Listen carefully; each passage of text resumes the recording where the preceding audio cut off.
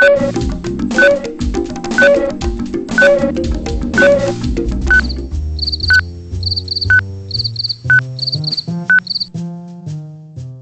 ce qui concerne la situation plus spécifique aux urgences, c'est un petit peu ce qu'a révélé, non seulement à Creil mais partout en France, la situation de l'hôpital. Parce que c'est aux urgences finalement que les problèmes se concentrent. On a bien vu que il y avait des patients dans les couloirs, qu'on n'avait plus la capacité de les hospitaliser, donc qui vivaient une situation extrêmement anormale avec des gens dont on s'occupe dans un couloir plutôt que dans une chambre d'hôpital. C'est révélateur de la situation en effet de tout l'hôpital, c'est pas lié qu'aux urgences. On l'a un peu porté avec le fait qu'on a, avec le comité de défense, dénoncé tout de suite les 15 millions d'euros de déficit de l'hôpital de Creil qui impliquait des plans de retour à l'emploi, des économies et donc des difficultés de fonctionnement. Aujourd'hui, c'est 22 millions d'euros, puisque tout progresse, mais pas forcément dans le bon sens.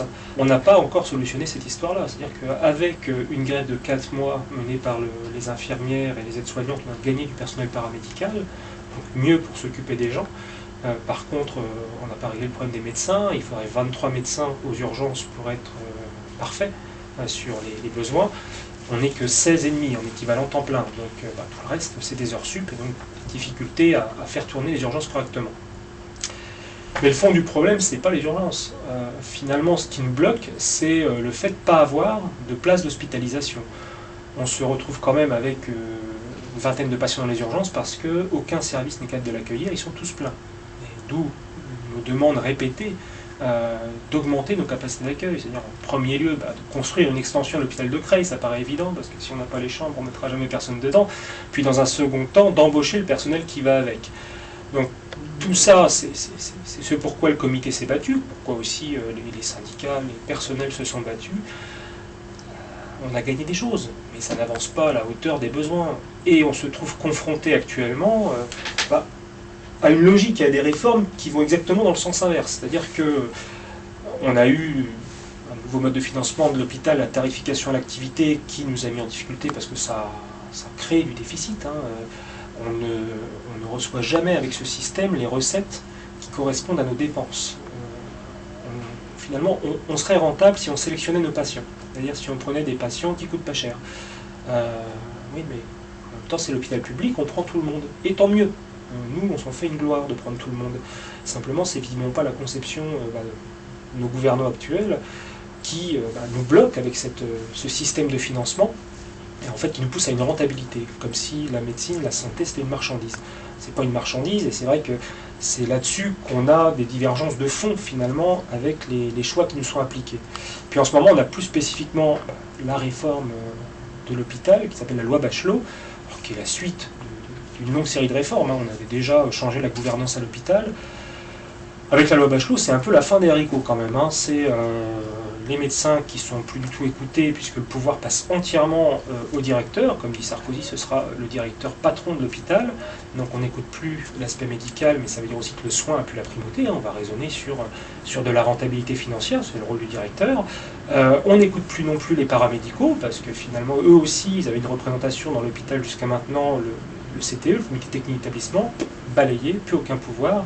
Donc plus aucun pouvoir des paramédicaux, plus aucun pouvoir des médicaux, et puis la portion congrue pour les élus, qui étaient représentés au conseil d'administration, le conseil d'administration disparaît, ce sera un conseil de surveillance qui n'aura aucun pouvoir. La portion congrue aussi pour les usagers, qui étaient représentés aussi dans le conseil d'administration, puis disparaissent. Et tout revient à finalement une administration toute puissante, qui sera sous la coupe d'un directeur localement, puis sous la coupe d'un directeur d'ARS, ça s'appelle comme ça maintenant, une agence régionale de santé, en ce qui concerne la région. En gros, c'est la voix de son maître, c'est un préfet de santé régional qui aura tout pouvoir et qui finalement décide de la vie ou de la mort des hôpitaux. Sur des critères, malheureusement, là, on n'est plus sur des critères de santé, on est sur des critères de rentabilité. Et on va se retrouver, ce qu'on vit aujourd'hui, entre l'hôpital de Creil et Senlis. On nous fusionne, sous les grandes excuses de sauver l'hôpital de Senlis. La réalité, c'est que on va cumuler les déficits et on nous dit clairement vous devrez avoir apuré votre déficit en 2012. Pas de grand clair, il va falloir qu'on ferme des parties des hôpitaux, d'un des deux hôpitaux, c'est Senlis qui est le plus menacé, il ne faut pas se le cacher. Sauf qu'on a déjà, je le disais au début, des difficultés à répondre à nos missions, puisqu'on n'a pas de place pour des patients qui doivent être hospitalisés. C'est certainement pas en fermant des unités de soins ou des parties d'unités de soins qu'on aura plus de place. Au contraire, Donc on va se retrouver dans des situations encore plus difficiles, avec des patients qui seront encore moins bien accueillis. En plus, ce qui est énervant, c'est que ça fait des années qu'on dit que ça va finir comme ça. Des années qu'on ne nous écoute pas, le ministère de la Santé ou le gouvernement a quand même en France des professionnels de santé de qualité. On avait un système de pointe en France de santé. Et bien malgré tout, avec ces professionnels de santé de qualité, qui pourraient lui apporter un avis d'expert, il n'en tient pas compte. Et finalement, il raisonne idéologiquement sur leur stratégie. Il faut que le privé prenne en charge le plus de choses possible. C'est la même stratégie que pour l'Union européenne, hein, la mise en concurrence des services entre eux. Et donc là, on est pareil, dans une sphère de marchandisation. On nous met en concurrence avec le privé, sachant qu'eux, ils sélectionnent leurs patients, et puis on nous tue. On tue notre hôpital public. C'est vrai qu'on a, comment dirais-je, les médecins urgentistes en particulier, on a un peu ce qu'on appelle le syndrome de Cassandre. On annonce cette catastrophe depuis des années, mais on a beau l'annoncer, rien ne se passe et tout continue quand même à se développer dans le mauvais sens. On a le sentiment qu'on n'est pas entendu du tout par le pouvoir, qui raisonne vraiment sur d'autres choix, d'autres intérêts que ceux du patient et de la population. Visiblement, c'est plus intéressant de satisfaire les actionnaires de grands groupes privés d'assurance ou de cliniques que de se soucier de l'avenir de la santé des Français.